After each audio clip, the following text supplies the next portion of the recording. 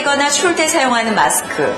그런데 이 마스크가 우리나라 축구 역사의 한 획을 그은 비밀 무기였다는 사실 알고 계신가요? 1983년 멕시코 청소년 축구대회 4강 신화와 마스크에 얽힌 이야기 함께 들어가 보시죠.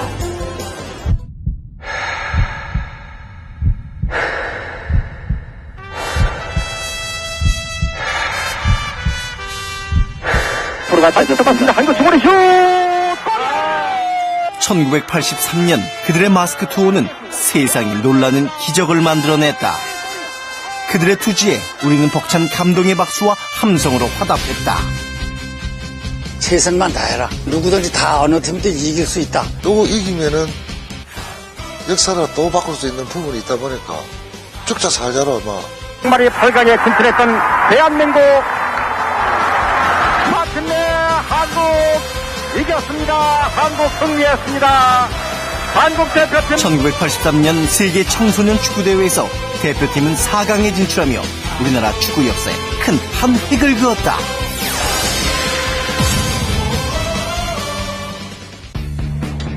한국과 우루과이의 경기가 있었던 1983년 6월 12일. 이날은 지구 반대편 멕시코에서 열리던 한국 청소년 축구대표팀의 경기에 국민 모두의 관심이 쏠린 날이다. 학생들이 뭐 아침잠도 잠 못 자고 뭐 새벽에 나와서 학교에 와서 수업 안 하고 테레비 있는 데는 테레비도 보고. 국민들의 한 80% 이상은 그 경기를 보지 않았나. TV가 있는 곳이면 어디든지 사람들이 몰려들었고 그곳이 바로 축구장이었다. 선수들의 투지와 온 국민의 응원이 결국 4강의 기적을 만들어냈다. 하지만 우리나라 대표팀은 북한에 지는 바람에 본선 진출 자격조차 없었다는데. 예선전에 저희가 1, 2팀만 세계대회를 나가는 거였었는데 저희가 사실은 북한한테 지는 바람에 3위를 했습니다. 사실은. 아시아 예선 2위로 본선 진출이 확정되었던 북한이 쿠웨이트와의 경기에서 난동을 부려 우리나라가 대신 본선에 진출하게 된 것이다. 우리가 3일에서 이제 우리 가는데 대한축구협회에서는 어떤 얘기를 했냐면 가지 마라. 이대로 갔다가는 망신당하니까 세계대회 나서 망신당하면 어떨 거냐. 주위의 만류에도 불구하고 청소년 대표팀은 훈련에 돌입했다. 하지만 경기까지 남은 기간은 단 2개월. 박종원 감독은 선수들에게 마스크를 씌웠다. 멕시코는 고지대이기 때문에 훈련 없이는 뛸 수가 없어요. 내가 지금 기억하기는 3,760 고지대야. 매 순간마다 한 훈련 두세 번씩은 운동을 그만두고 싶을 정도로. 상반국국에 뻗어가고 있는 것을 축구인의 한감으로 자랑하고. 마스크로 고지대 적응 훈련까지 마치고 드디어 멕시코에 입성한 대표팀. 하지만 기대감보다 앞선 것은 세계의 높은 벽에 대한 두려움이었다. 딱 들었는데 윙윙 벌떼 소리가 나는 거야. 우리 운동장에 해봤자 3만, 동대문 운동 3만인데 15만 원 거기 경기장을 한번 가봤어요. 우리가 진짜 거짓말 아니라 밑에서 이렇게 위로 이렇게 쳐다봐야 되는 거예요. 그런 데서 경기를 하는데 야 웅장하다. 이거 과연 이게 될까? 동양팀이고 또 키들도 좀 작고 이러니까 우리 같은 한국팀을 그렇게 좀 밑으로 좀 낮춰보는 그런 시각이 많았어요. 예선 1차전 상대는 해볼만 하다고 예상했던 스코틀랜드. 하지만 고지대에서의 힘든 호흡과 유럽 선수들의 큰 체격은 대표팀이 한 번도 겪어보지 못한 낯선 것들이었다.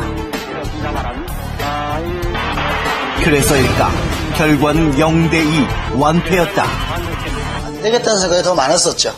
왜냐하면 첫 게임이 중요한 첫 게임을 졌었고 그 다음 게임이 또 홈이었던 멕시코 경기가 있었기 때문에. 공이 아니겠습니까? 첫 패배에 이어 상대해야 할 나라는 홈팀인 멕시코. 12만 관중을 수용하는 아스테카 경기장은 멕시코 응원단이 꽉 채우고 있었다. 멕시코 운동장이 아주 발 들어놓을 틈이 없었어요. 얼마나 멕시코 팬들이 다 들어왔는지. 그러니까 여기서 우리가 한 5m, 10m 바깥에서 있는 선수들한테 아무리 소리를 질러도 못 듣는 거예요. 우리나라와 멕시코 모두 예선 1차전을 진 상황이라 양팀은 이번 경기에 사활을 걸 수밖에 없었다.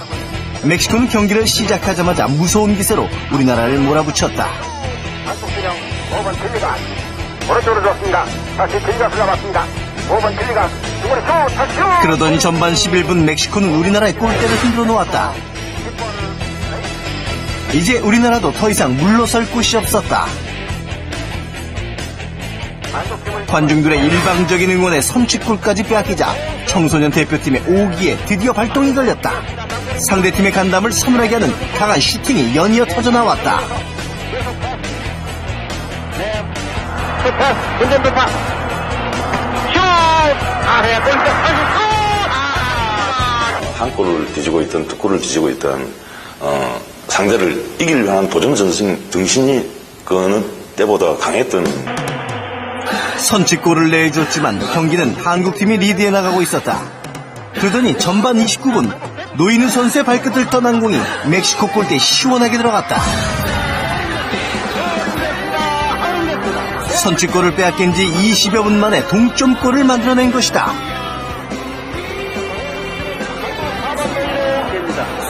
(1대1로) 끝날 것 같던 경기의 판도가 종료 1분을 남기고 바뀌었다. 순식간에 멕시코 골대를 파고들던 신현호 선수가 그대로 골로 연결시킨 것이다. 홈팀을 상대로 역전승을 이룬 순간 역전골의 주인공은 신현호 선수였다. 숨이 턱까지 차오르던 멕시코 고지대, 그곳에서 일군 첫 승리의 기쁨을 신현호 선수는 어떻게 기억할까? 머릿속이 하얗죠. 정말 하얗고 오로지 일려만 하는 그 기쁨에 겨워서 벤치로 달려갔고, 그러면서 고개를 들어서 전광판을 쳐다보니까 45초인가 남았더라고요. 45초.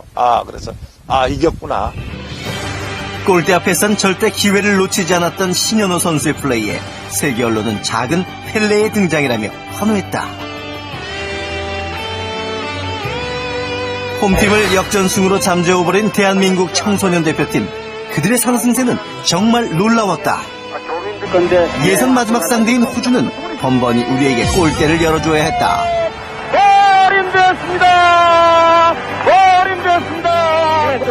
전반 34분 골이 들어간 지 채 20분도 되지 않아 호주의 수비는 또 한 번 맥없이 무너지고 말았다.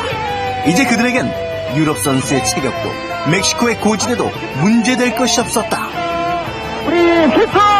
모든 한계를 이기고 대한민국 대표팀은 8강에 진출한 것이다. 멕시코를 이기고 8강 진출을 하게 되니까 그때는 이미 이제 우리도 자신감이 충만했죠. 이제는 해볼 만하다라는 생각을 한 거지. 이제는 이제 뭐 해도 붙어볼 만하다. 선수들의 자신감 넘치는 경기력에 세계 언론은 붉은 악마라는 별명을 지어주었다. 1983년 청소년 대표팀이 바로 붉은 악마의 시초다. 유니폼이 붉은색이니까 와서 참 줄기차게 뛰거든. 기자들이, 세계 기자들이 붉은 악마라는 걸 붙여준 거예요. 박종원 사단이 몰고 온 붉은 악마 열풍은 멕시코 전역을 강타했다. 세계가 한국 팬이 돼버린 것이다. 꼬레아 나라 이제 다 하는 거예요. 이제 차 타고 가면 이제 경적 울리면서 꼬레아. 하지만 4강을 진출하기 위해 넘어야 할 산은 꽤 높았다. 상대는 바로 우루과이. 그 당시에도 지금도 남미 최고의 실력을 자랑하는 강팀 중에 강팀이었다. 우루과이 애들이 탁 오더니 그냥 우리 애들 보고선 그냥 그러니까 너희 촌놈들 무슨 이런 식으로 그냥 헐쩍헐쩍 보니까 그냥 우습게 본 거지, 쉽게 얘기해서. 우루과이 선수들의 화려한 개인기에 우리나라는 치밀한 조직력과 강한 정신력으로 응수했다.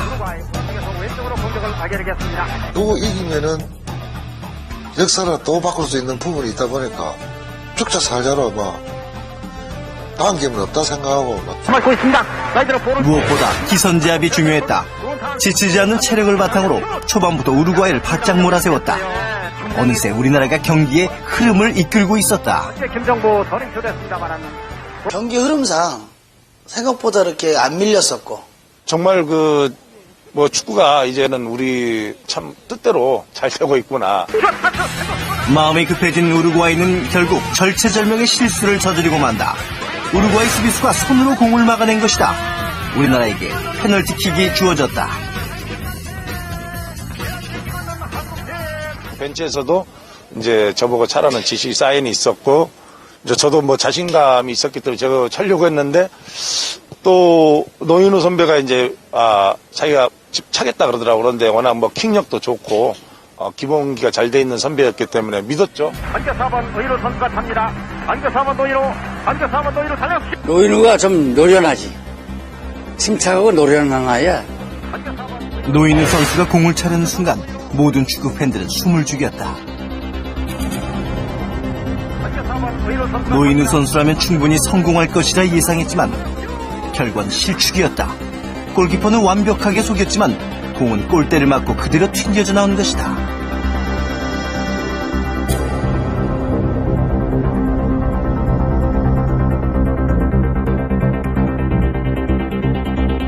약 30년이 훌쩍 지나버린 지금 노인우 선수는 무엇을 하고 있을까? 지금 연락이 잘 안 돼요. 옛날에는 제가 가지고 있었는데 지금 이제 여수에 있다고 뭐 어디 이제 햇볕 쪽에 관련하는 걸 저는 알고 있거든요.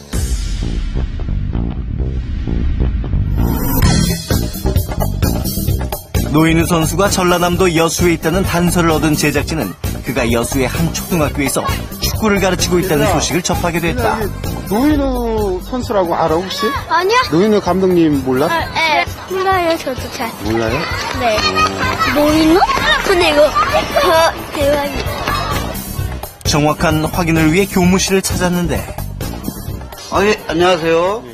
노인우 선생님요, 우리 미평초등학교에 근무하고 있습니다. 아니, 여기 계시네요. 지금은 초등학교에서 축구를 가르치고 있는 노인우 선수를 만났다. 노인우 선수는 그날을 기억하고 있을까? 생각을 그냥 기억하기도 뭐하지만 상당히 부담도 되고 참 어려운 상황이죠. 페널티킥이라는 게. 그때 당시에 바람이 조금 불었었어요.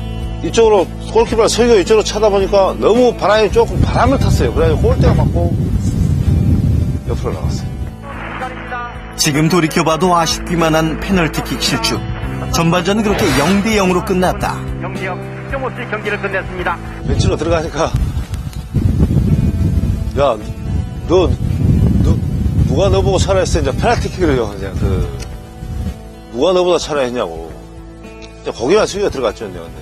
처음에 굉장히 준혁이 떨려서 게임을 잘 못하더라고. 그래서 교체해줄까 말까 하다가 야, 그냥 해. 걱정하지 말고 해. 잊어버리고 해. 그렇게 이제 많은 얘기를 좀 해줘가지고 결과적으로 걔가 또 해가지고 만들어줘가지고. 후반 45분. 어떻게든 실축을 만회하겠다는 각오로 후반전에 임한 노인우 선수. 후반 9분 그에게 기회가 찾아왔다. 노인우 선수는 신현호 선수에게 정확한 패스를 했고 공을 이어받은 신현호 선수가 시원하게 골로 연결시킨 것이다. 그때는 이제 이렇게 뭐랄까 가슴이 뻥 뚫렸다까요. 이제 이렇게 모든 게 이제 그 부담 가졌던 게 다 날아갔죠. 그때는. 노인우 선수와 신현호 선수의 환상적인 호흡이 남미 최강 우루과이를 상대로 선취골을 만들어냈다.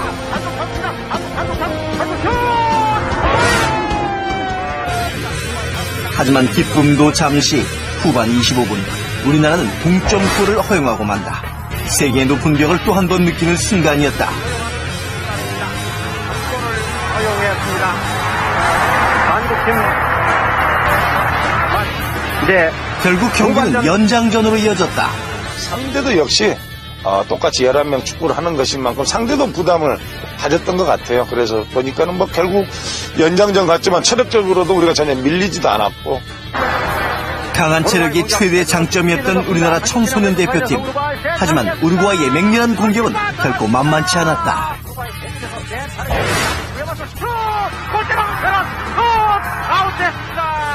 진짜로 맞고 들어갔다 그러면 아마 다들 뭐 기절했다고까지 표현할 정도가 됐죠.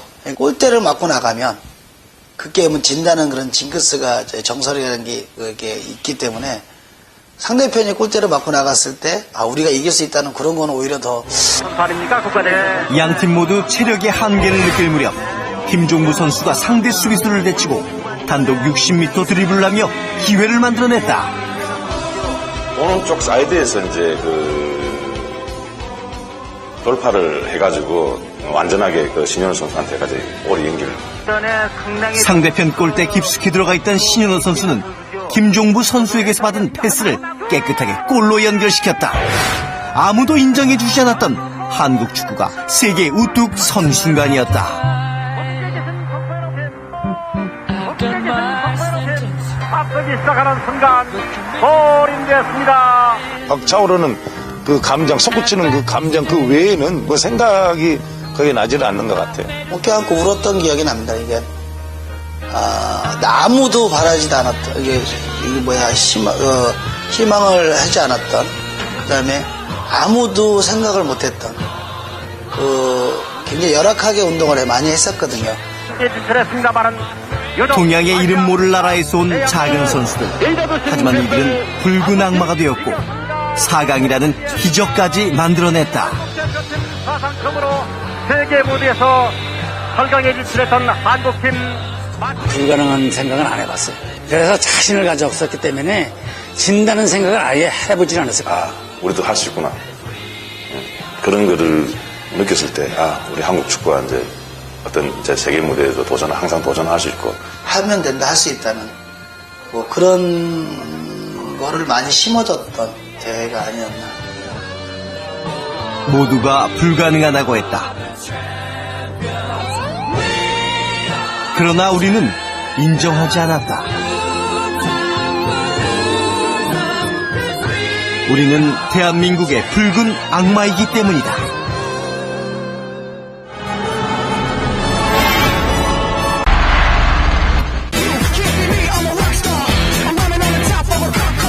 아시아 맹주임을 자처하는 대한민국 축구는 지난 2002 월드컵 4강에 이어 2012 올림픽 동메달까지 아시아 맹주에 걸맞는 성적으로 명실공히 아시아 축구의 최강자임을 증명했다.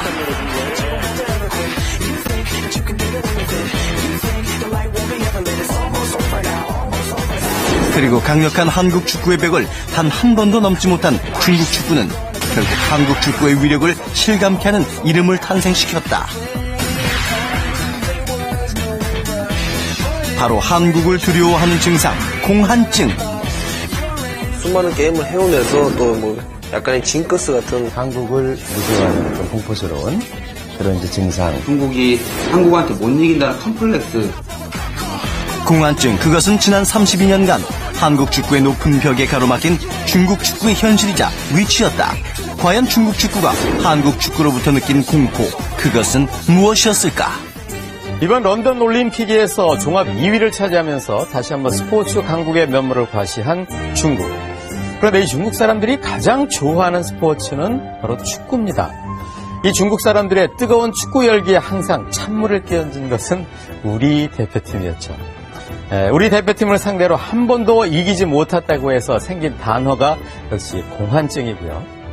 자, 32년 동안 계속 이어졌던 무패 행진을 위해서 2010년 우리 태국 전사들이 다시 그라운드에 나섭니다. 동아시아 축구 최강자를 가리는 2010 동아시아 축구 선수권대회. 그리고 한중전은 또 다른 의미가 있었다. 바로 공한증을 깨느냐, 공한증을 지키느냐에 자존심이 걸린 승부였다. 상당히 비가 많이 오는 와중에서도 당시 이제 한국 선수들이 대부분 이제 국내파 선수들로 이제 구성이 됐거든요. 중국 정도는 우리가 유럽파 없이도 쉽게 이기지 않을까, 또 이제 이런 이야기를 많이 하기도 했었죠. 야, 그래도 우리가 중국한테 지면 안 되지 이러면서도 설마 뭐 이렇게 좀 뭐 중국쯤이야 이렇게 생각했는데 경기를 풀기 때문에 차분하게 대한민국은 승리를 확신하며 자신감에 넘쳐 있었다. 하지만 먼저 끊어내는 오늘은 이근호 선수가 바뀌는 그런 모습입니다. 그러나 전열이 채 정비되지 않은 전반 4분 중국의 불의 일격은 대한민국의 골망을 세차게 흔들었다. 상대가 이제 우측으로 빠르게 전개하고 크로싱이 아주 평범했었어요. 마지막 골라인까지 간 것도 아니고 한 20여 미터 정도 밑에 쪽이 지점에서 툭툭 치다가 쭉 올라갔는데 순간적으로 그냥 한 선수가 그냥 쭉 머리 끝이 올라오더라고요. 그래서 야 싶었는데 그게 그냥 꽂히는 거예요. 그냥 왼쪽 진영으로 날아온 볼. 운도 따르지 않았다. 전반 26분 우리 문전에서의 수비 실수는 또다시 대한민국의 골망을 가르고 말았다. 그야말로 허망한 실점이었다.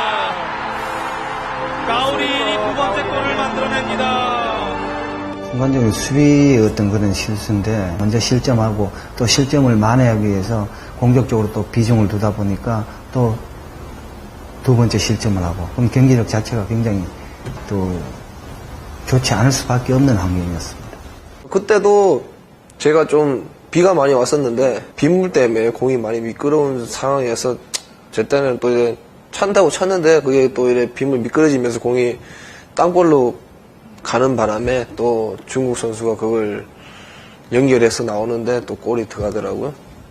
그때는 지고 있는 상황에서 또 괜히 동료들한테 미안한 마음도 들고. 야, 불안하다.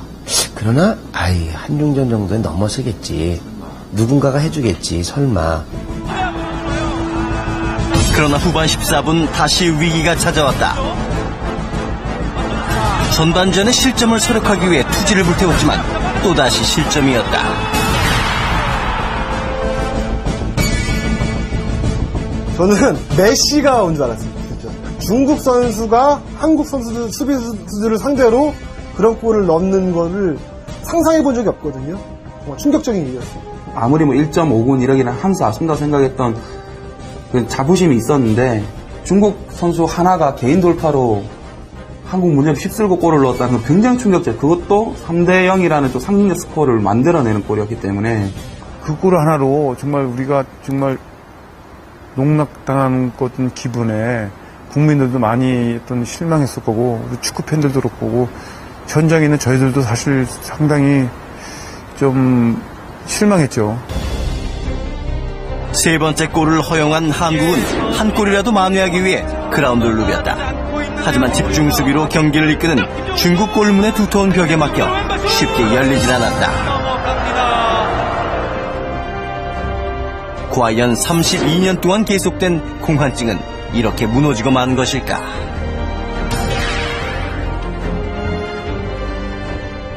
사실 경기 끝나고는 전부 패닉 상태였죠.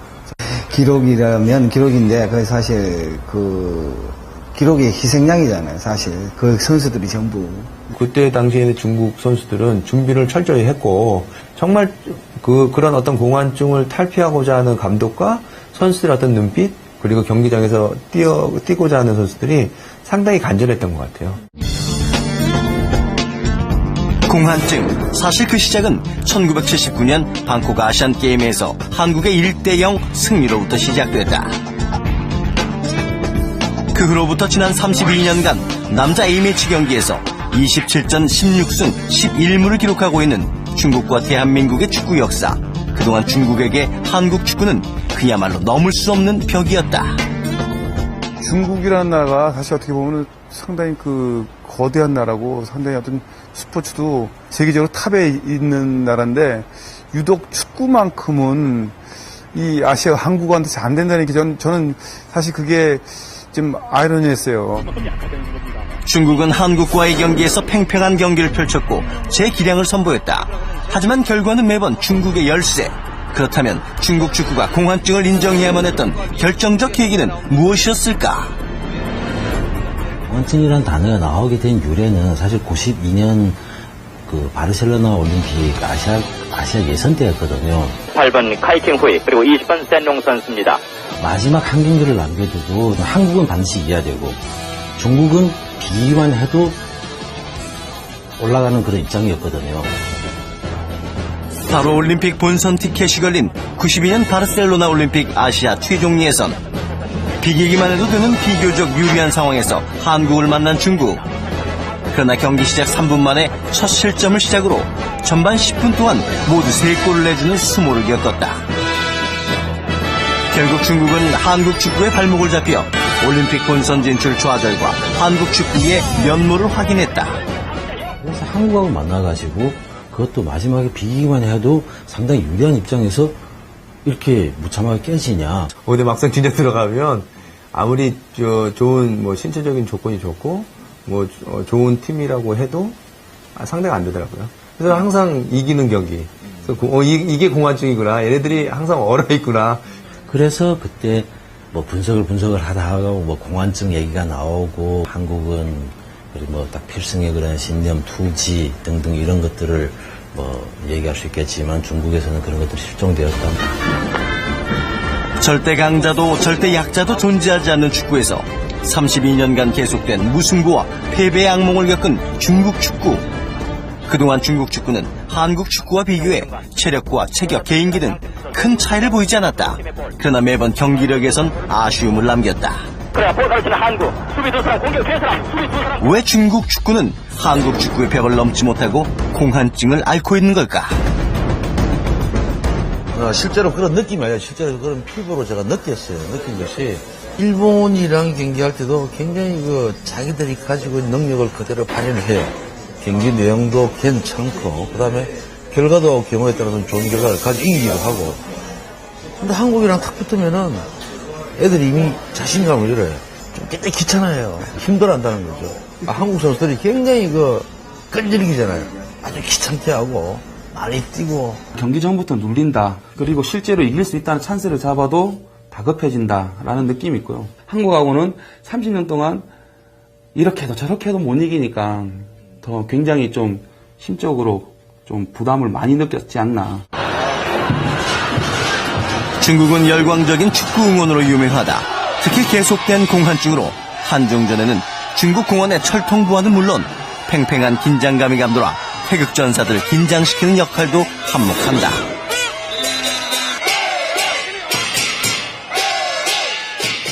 관중이 많다 보니까 거기에 일단 1차적으로 위압감을 받고 또 경기 도중에 자신들에게 어떤 불리한 판정이 나온다든가 그러면 도중에 물병이라든지 어떤 오물 그런 게 운동장 안으로 집어던지고 선수들 경기하는데 조금 애로사항이 있습니다. 훈련 운동장에서 골키퍼 이렇게 가르칠 때 먼저 나와서 워밍업 하잖아요, 골키퍼들이. 관중들이 막 레이저로 막 이게 저희 막 눈에다가 레이저 쏘고 그래갖고 거칠었지 좀. 또한 공한증은 양국의 자존심 대립으로 적지 않은 후유증을 불러오기도 했다. 단적인 예가 98 월드컵을 앞두고 가진 평가전. 황선홍은 골키퍼의 태클로 부상을 당했고 2003년 동아시아 대회에서 중국의 거친 태클 때문에 발생한 일명 을룡타 사건 등 한중전 유독 몸싸움이 많은 이유는 무엇일까? 중국 선수들이 한국하고 경기를 하게 되면 좀 이식을 많이 해요. 그러다 보니 동작이 동작이 좀 크게 되고 개인기가 좀 어렸을 때 다져야 되는 그런 부분들이 있어가지고 좀 허술하다 보니까 마음은 앞섰는데 어떻게 하는지 방법을 모르다 보니 그게 동작이 좀 비매너적인 그런 예를 들어 태클할 때 발이 높게 올라간다든가 좀 그런 것들이 좀 없지 않아 있어요. 32년 무패 신화를 이어가기 위한 태극전사의 심리적 부담감 그리고 한국 축구에 맞서 공한증 탈출을 위한 중국의 거친 플레이 그야말로 양날의 검일 수밖에 없는 공한증. 그렇다면 중국 축구는 단 한 번도 한국 축구를 넘지 못했던 걸까? 당시에 이제 1984년에 열렸던 메르데캅의 대회가 중공과의 경기에서 0대1로 패한 기록이 있습니다. 최순호 지금 그 감독이 당시에 우리나라에서 집계한 바로는 A매치 기록이 151회로 이제 집계가 됐는데 피파에서는 아시아 선수가 국제 축구에서 가장 많은 A매치 기록을 갖고 있는 게 어떻게 보면 약간 좀 이게 자존심이 상할 수도 있었던 것 같아요. 그래서 피파에서는 이 경기를 A매치로 인정을 하지 않았기 때문에 우리가 이제 기록상으로만 이제 공한증을 좀 이어갈 수 있게 됐죠. 지난 32년간 총 28번의 경기를 치러 16승 11무 1패를 기록한 대한민국. 과연 공한증은 깨진 것일까? 한 경기만 갖고 공한증을 깼다? 그렇게는 생각을 안 하거든요. 그렇게 생각은 안 하고 오히려 한국하고 경기를 더 많이 가지다 보니 한국하고 자기들하고 차이가 어느 정도인지 그걸 점점 더 깨닫게 되고 3대0으로 진 다음에 ACL 아시아 챔피언스 리그에서 중국이 한국하고 9번 붙었는데 9번 몽땅 졌어요. 또한 중국은 월드컵, 올림픽과 같은 세계 무대 진출을 위해 철옹성 같은 한국 축구의 벽을 넘고자 했지만 번번이 무릎 꿇어야 했다. 반면 한국 축구는 2010 남아공 월드컵에서 사상 첫 원정 16강 달성을 시작으로 아시아를 넘어 세계 정상의 자리에 당당히 오르며 세계 축구를 놀라게 했다. 대한민국 축구의 또 다른 이름 공한증. 과연 공한증은 언제까지 계속될 수 있을까? 앞으로도 최소 10년은 갈 것 같아요. 최소 10년. 저는 개인적으로는 계속 이어갈 거라고 생각이 돼요. 또 우리 젊은 선수들이 워낙 또 잘하고 있고요. 축구는 무조건적인 결과는 없습니다. 그게 축구의 매력이고 그냥 기분 좋은 증거세라 생각하시면 될 것 같아요. 너무 연연하지 마시고. 앞으로는 좀 일본한테도 좀 심어주고 이제 뭐 좀 국제 무대에서 이제 다른 팀들을 상대로도 이제 이런 공환점을 좀 만들었으면 하는 바람이 있습니다.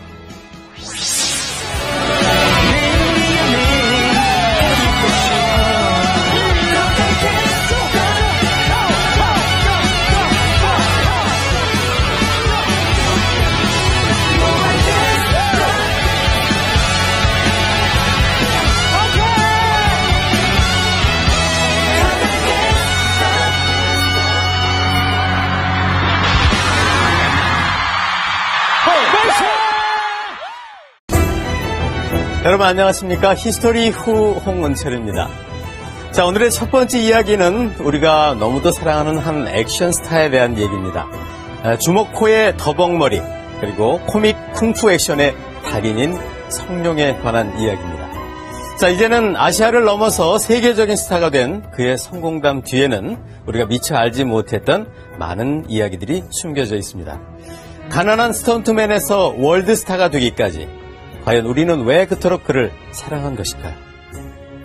He's my hero. But Jackie Chan, he's a great man. 1997년 할리우드 스타거리에 자신의 손도장을 찍은 성룡. 아시아를 넘어 월드스타가 된 그의 간절한 꿈이 이루어지는 순간이었다. How can I continue my success? So this is why I know I have to work very hard. 30, 40대 남성들이라면 다 아는 이 장면. 영화 취권에서 황비용을 맡았던 성룡은 모든 남자들의 우상이었다. 1979년 후반에 개봉된 취권. 당시 최다 관객 200만을 기록하며 다음 해까지 연장 상영되는 당대 초히트작이었다. 말썽꾸러기 제자가 괴팍한 사부에게 혹독하게 훈련받는 모습은 관객들에게 웃음을 주었고 특히 술을 먹어야 가능하다는 성룡의 취권은 비틀거리는 몸짓으로 그 인기를 더해갔다.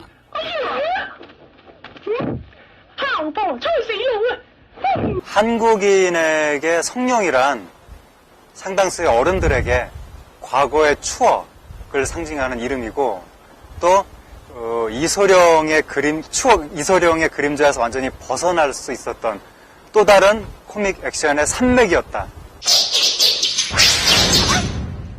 기합 소리와 함께 적을 한 방에 물리쳤던 이소룡이 정통 무사형이었다면 주먹코의 더벅머리, 순박한 외모의 성룡은 머슴 스타일이었다. 그가 보여준 액션 또한 2% 부족한 몸짓으로 관객의 웃음을 연발했다. 그 무술을 어떻게 할까? 코믹과 결합을 시킨 순발력.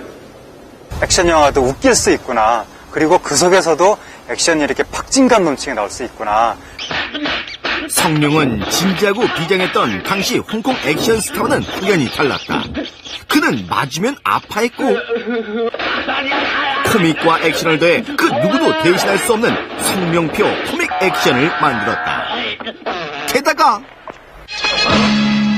격렬한 액션씬이 벌어지기 직전 터지는 돌발 상황들은 오직 성룡 영화에서만 볼 수 있는 유쾌함이었다.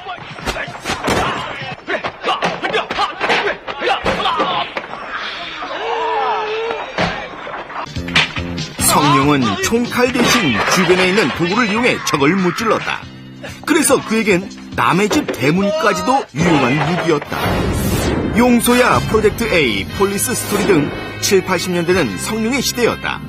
성룡 영화가 개봉할 때쯤이면 신문 광고는 온통 그의 영화 포스터로 가득했다. 성룡 영화 때문에 그 앞에 도로가 완전히 뭐 차량이 마비가 돼가지고 차가 오도 가도 못하고 할 정도로 막 사람들이 인산인해를 이루고 그 표를 사기가 막 하늘 별따기 막 표가 없어가지고 그 앞에서 막 발을 동동 구르잖아. 표 없어 어떡하지 이거 막 어떡하지? 그러면 옆에 누가 아니고 푹 찔러요. 안 펴있어요. 안 펴있어요. 그래요 여한테. 근데 성룡 영화는 예고를 만들 때 고민을 안 해도 돼요. 왜요? 액션 장면이 좋은 게 많으니까 그냥 잘라서 붙이면 되거든요. 그래서 예고를 만들기가 상당히 편했다. 그리고 기억나는 건 시청률이 좋았으니까 그게 최고죠. 그리고 세계적인 슈퍼스타 송영 씨를 박수로 환영해 주십시오. 송영! 한국 인기 예능 프로그램에 출연한 성룡의 모습은 보통 한국 배우보다 훨씬 더 친숙했다. 무사해 짜잔 짠짠 그지만 내 형제여 성룡은 웬만한 한국의 톱스타보다 훨씬 더 많은 인기를 누렸다.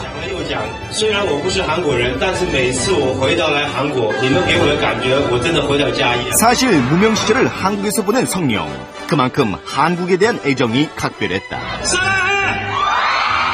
자선 활동으로 한국의 불우한 이웃을 꾸준히 도왔던 성룡. 1999년 서울 명예시민으로 선정되어 한국과 더욱 특별한 인연으로 사랑을 받았다. 안녕하세요. 네, 안녕하세요. 성룡은 초등학교 3학년 때부터 좋아했고요. 지금 41살인데 거의 한 26년 그렇게 좋아하고 있는 상태입니다. 어릴 적 성룡이 우상이었던 박종기 씨. 거실 한켠엔 각국에서 모은 성룡 영화로 꽉 차 있다. 얼마 전 영화사에서 자료협찬 연락을 받을 만큼 그는 성룡 마니아. 31년간 모은 스크랩북에는 성룡의 일대기가 담겨있다. 성룡이 우리나라 왔을 때 공항에서 받았던 사인입니다. 어렸을 때 제가 싸움을 잘 못했어요. 근데 보면 악당들을 막 때려 눕히잖아요. 어렸을 때는 그게 되게 부러워서 좋아하게 됐는데 나이가 들면서 자기 몸을 아끼지 않고 그렇게 열정적으로 임하는 그런 모습들이 되게 좋아 보여서 지금까지 쭉 좋아하게 됐습니다. 그렇다! 우리가 그토록 성룡 영화에 열광했던 건 바로 그의 진짜 액션! 성룡의 영화 속에선 오직 성룡만이 가능한 아찔한 스턴트 액션이 계속된다. 달리는 차에 맨몸으로 매달린 성룡.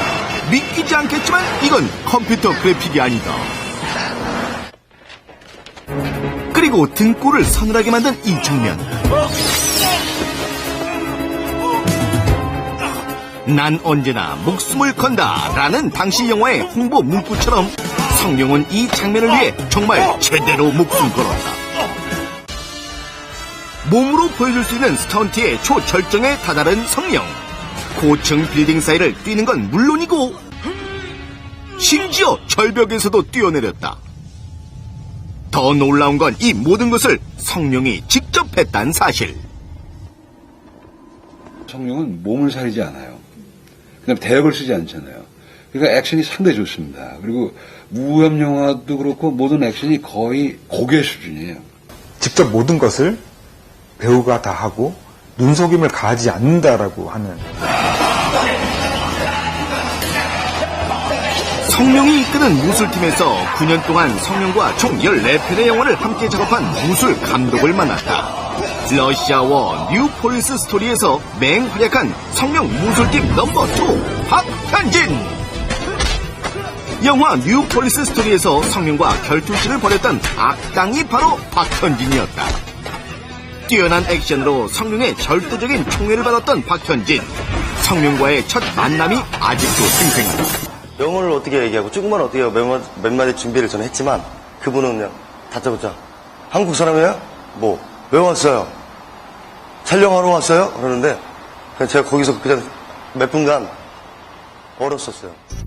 당대 최강의 무술팀이라 불리는 성룡의 무술팀에서도 최고는 역시 성룡이었다. 나 옛날에 다 했어. 이렇게 한국말 하세요.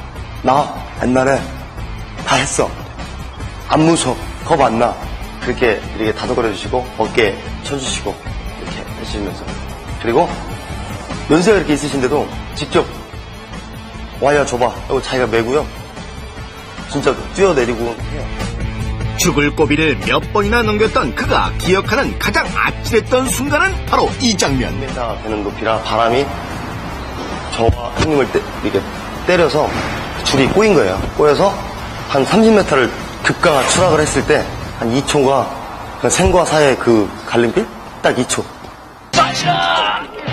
성룡의 맨몸 스턴트가 돋보인 명장면. 그는 이 장면을 연출하기 위해 4, 5층 높이에서 수차례나 뛰어내렸다. 충격을 완화시켜줄 것은 오직 천 2장. 성룡은 영화에 결코 몸을 사리지 않았다. 성룡의 역대 최고의 스타운트 명장면, 백화점 기둥 추락신. 우리의 입을 떡 벌어지게 만들었던 이 장면 때문에 성룡은 손바닥 화상과 척추 부상을 입었다. 성룡 영화의 마지막 NG 장면이 유독 눈길을 끄는 것도 이러한 성룡의 모습이 다 담겨있기 때문. 1985년 용양호재 촬영 당시 접었던 나뭇가지가 부러지면서 두개골이 함몰되는 최악의 사고가 일어났다. 이 사고로 그는 오른쪽 청력을 잃었는데 당시엔 식물인간이 될 거란 소문까지 돌았다. 스턴트 때문에 몇 번이나 죽을 고비를 넘겼던 성룡. 영화 속 실감나는 그의 액션은 몸을 바친 노력의 대가였다.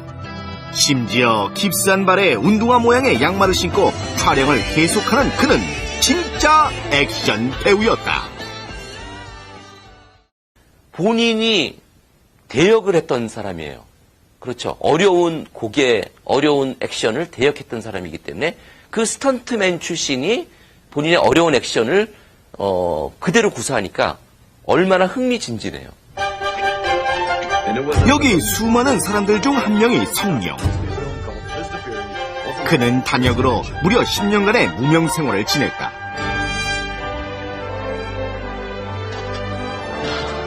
이소룡의 한 방에 쓰러지는 이 불쌍한 악당이 바로 성룡. 이소룡 사망 후 이소룡을 키웠던 나유 감독은 제2의 이소룡으로 성룡을 선택했다. 당시 성룡은 성공을 눈앞에 그렸다. 그의 데뷔 시절의 모습, 근데 혹시 발견했는지 20대 초반의 성룡에겐 쌍꺼풀이 없었다. 이소룡의 모습을 강요받았던 성룡. 그렇게 찍은 영화 속 그는 이소룡을 따라하는 배우일 뿐이었다. 처음에는 엑스트라에서 출발해서 그 다음에 일반적인 액션 배우로 활동을 했었는데 일반적인 액션 배우로 활동할 때까지는 전혀 이게 눈에 띄는 사람이 아니었습니다. 그러다가 어느 순간 갑자기 이제 슈퍼스타가 된 것인데 그렇게 성룡을 갑자기 슈퍼스타로 만든 힘이 무엇이었는가 하면 바로 영화 취권이었다.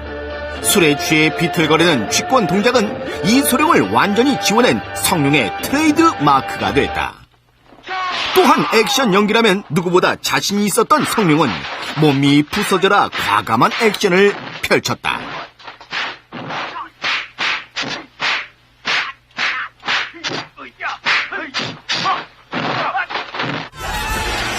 (1996년) 영화 홍범구로 성룡은 드디어 할리우드의 주목을 받게 된다. 컴퓨터 효과에 익숙했던 서양인들에게 대역 없이 펼치는 그의 실감나는 액션은 신선한 충격이었던 것이었다. 이 동양권뿐만 아니라 서양권에도 이제 진출하게 된 건데요. 성룡의 이러한 그 천재성, 그 쇼적인 모습이 역시 또 그 서양의 많은 팬들을 자극시키게 된 거죠. 그래서 성룡이라고 하는 우아한 스타가 탄생하게 된 거죠. 할리우드에서 역시 성룡은 스타였다. 이 영화로 미국에서만 1억 달러 이상의 수입을 거뒀고 미국 박스오피스를 점령했다. 성룡은 자신만의 개성으로 승부수를 띄웠다.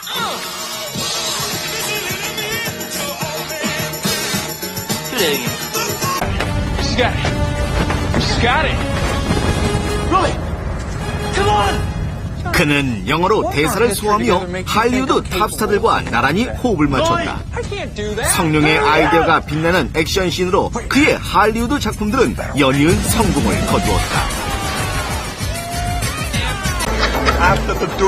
심지어 터미네이터 아놀드 슈왈제네거가 그의 영화에 카메오로 출연할 만큼 할리우드에서 성룡의 존재는 대단했다.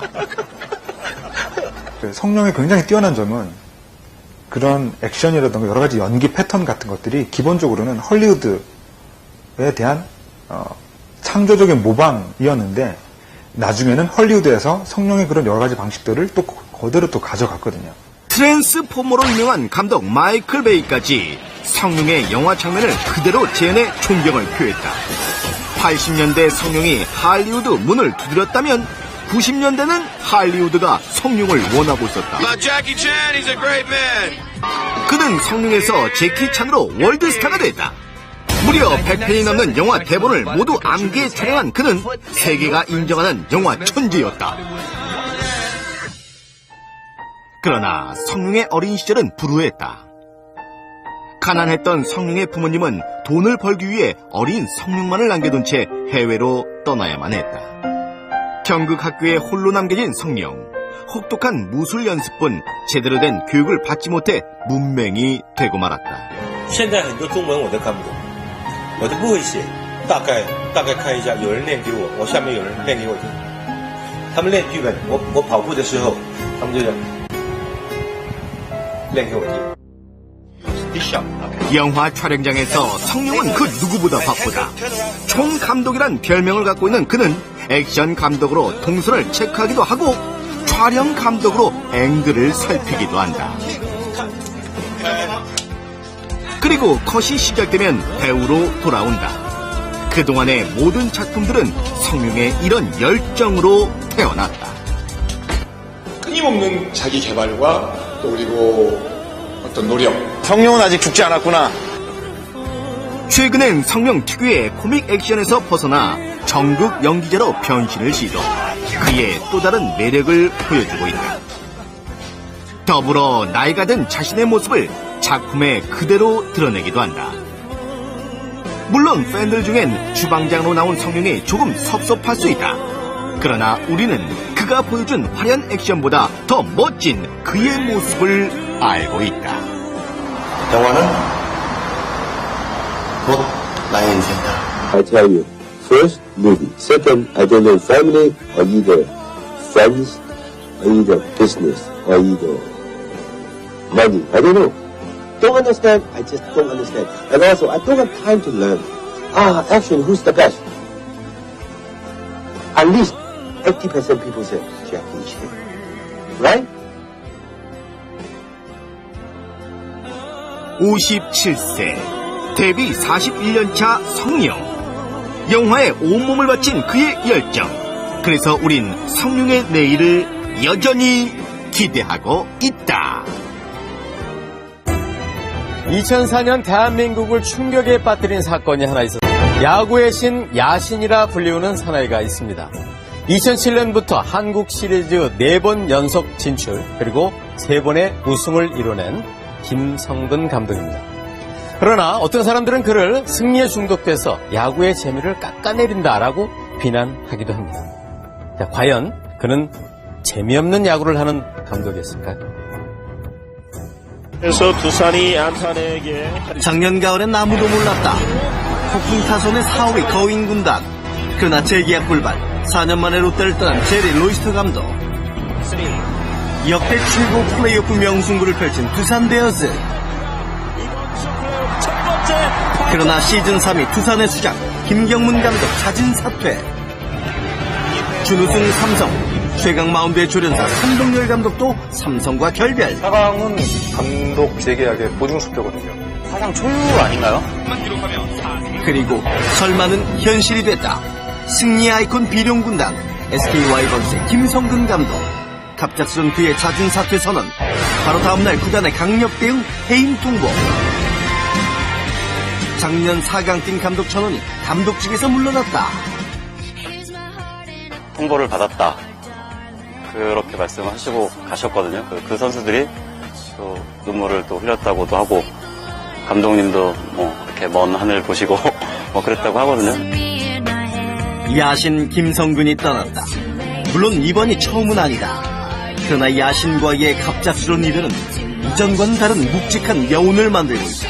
무슨 이유일까?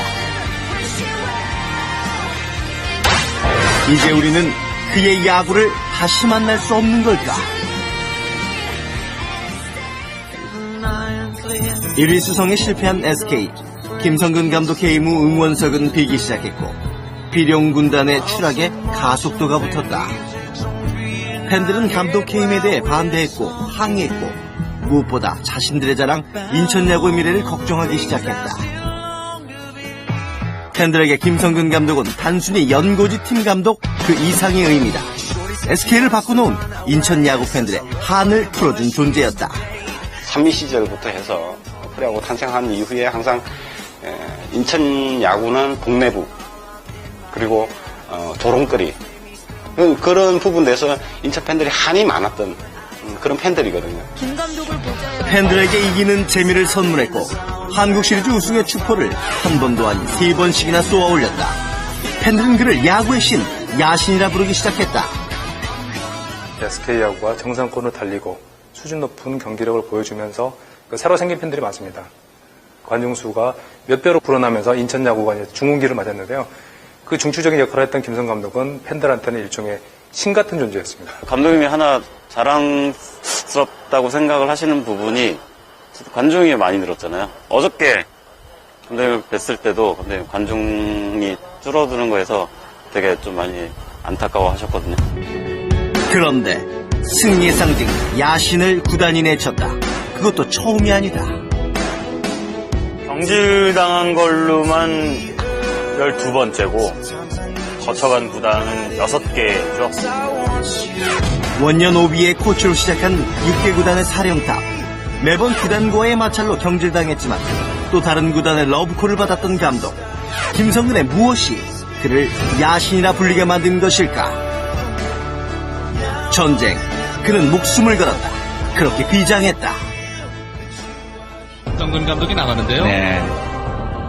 팬들이 야구를 즐기는 만큼 그와 그의 선수들은 더 비장했다. 지독한 감독 김성근은 볼카운트 50 하나도 예사로 넘기는 법이 없는 독종이었다. 경기 중에는 승부사죠. 정말 냉철한 승부사고 이 1승이 어떻게 작용할지 모르는데 이 1패가 어떻게 작용할지 모르는데 허투루 보낼 수 없다. 1승을 위한 무서운 집중력. 감독 김성근에게 빈틈이란 없다.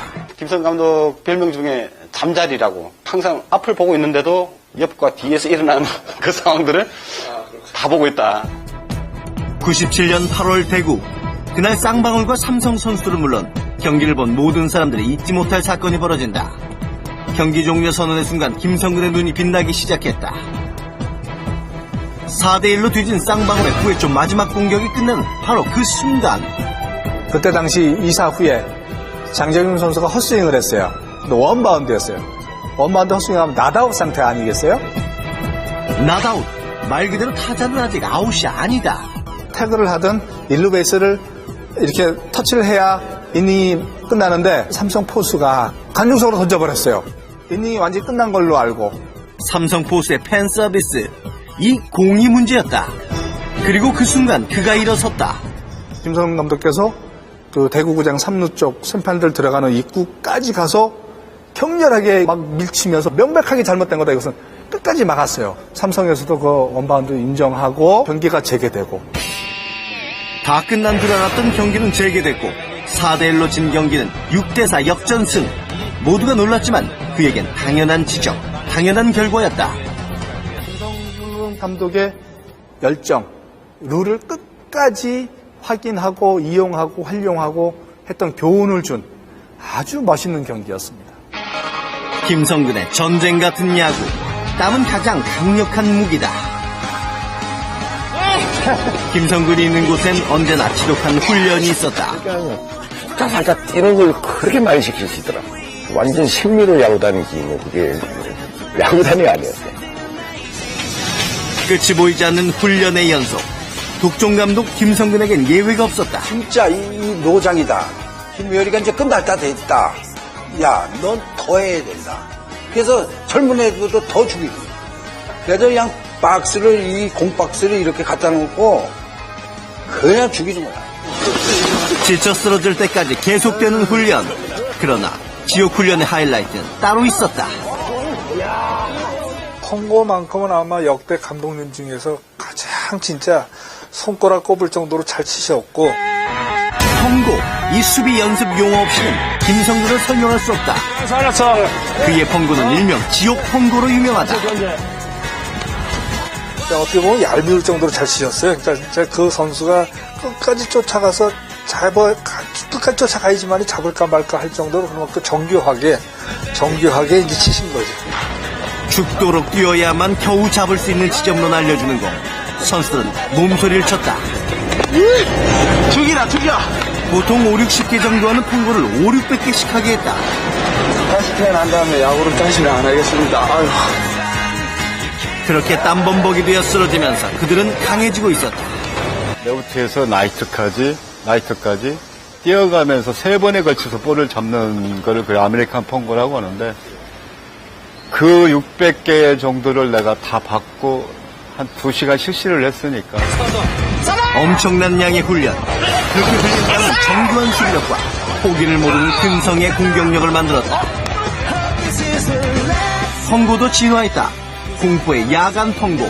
칠순 감독이 직접 해주는 펑고를 거부할 강심장 선수는 없었다. 패러디도 등장했지만 선수에게 천국만은 아니었다. X자 욕하면서 고만 쳐라고. 훈련할 때는 정말 욕도 하고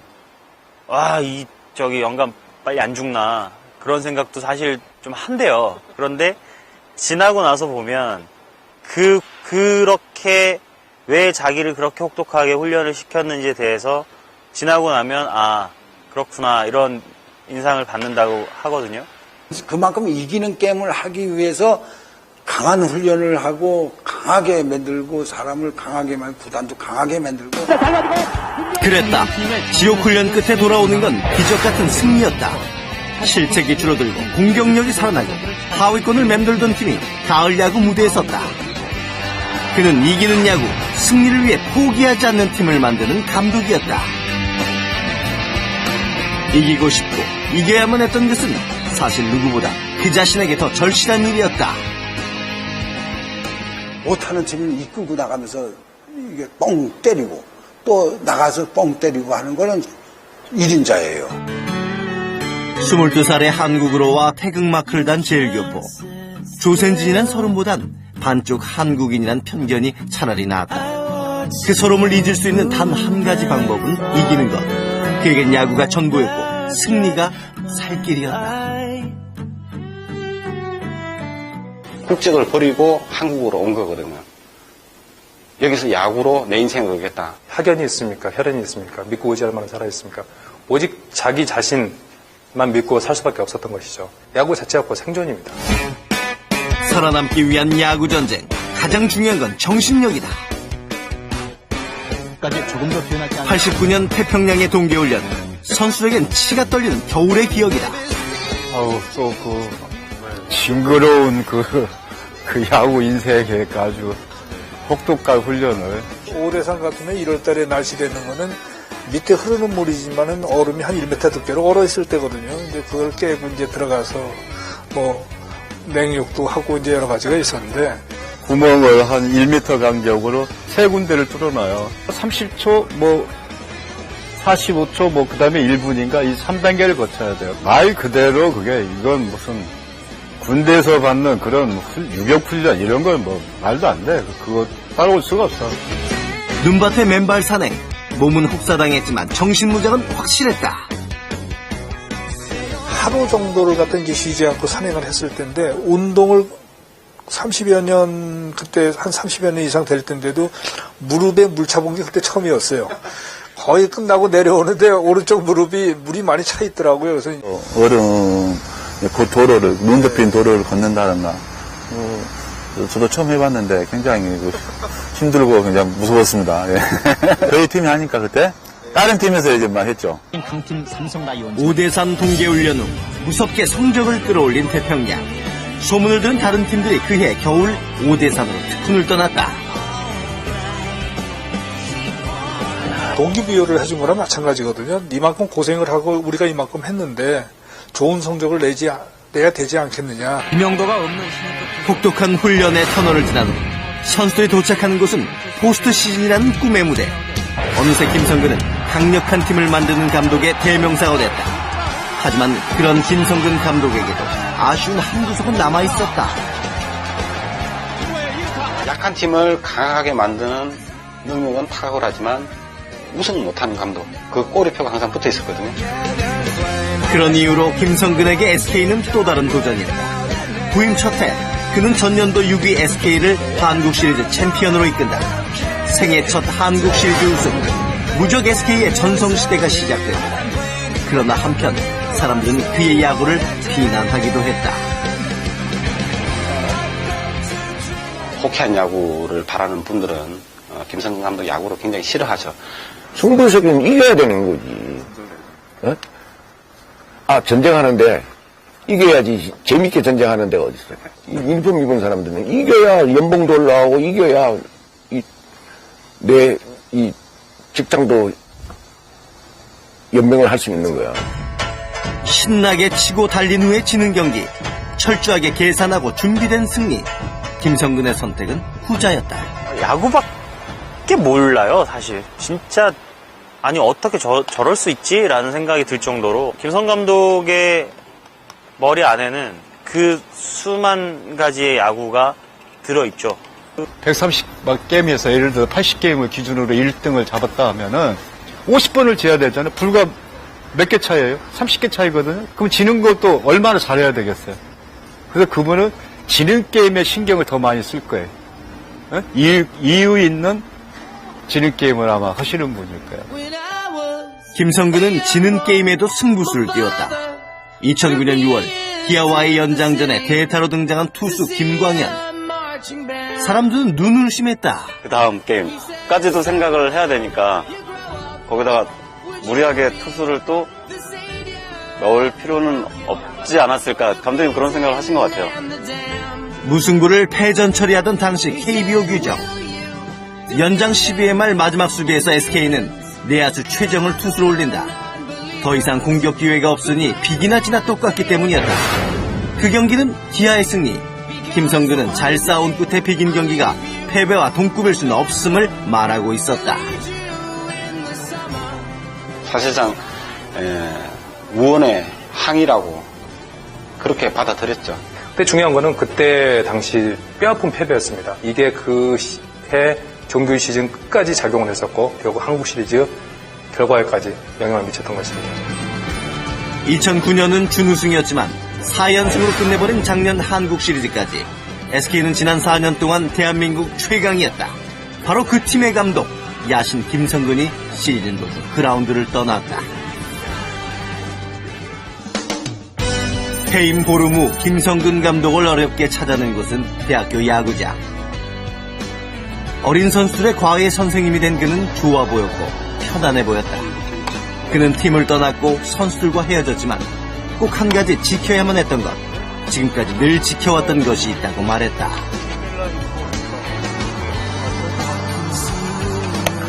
오늘 언제든지 폴이잖아요. 명은 못 찾잖아요.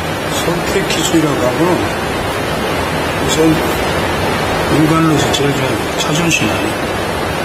이 갖고 사람이 살고 죽어가는 거지. 12번 쫓겨나면서 지켜낸 명예와 자존심. 그것은 야구인 김성근의 꿈이 아닐까. 한도 지금에서 못 만든 거야. 아직도 꿈을 지키는 이른. 그는 이미 다음 무대를 준비하고 있다. 인생을 건다는 것. 이른이 되어서도 포기하지 않을 인생의 전부가 있다는 것. 김성근에겐 야구가 인생이다. 그 누가 무슨 말을 해도 오직 하나만을 위해 달려왔고 그렇게 달려갈 사람. 야구가 있어 그는 행복한 사람이다. 무대는 중요하지 않다. 프로야구든 대학야구든 대한민국 어딘가의 야구장이라면 그와 함께 땀 흘릴 선수들이 있다면 바로 그곳이 김성근에겐 꿈의 구장이다.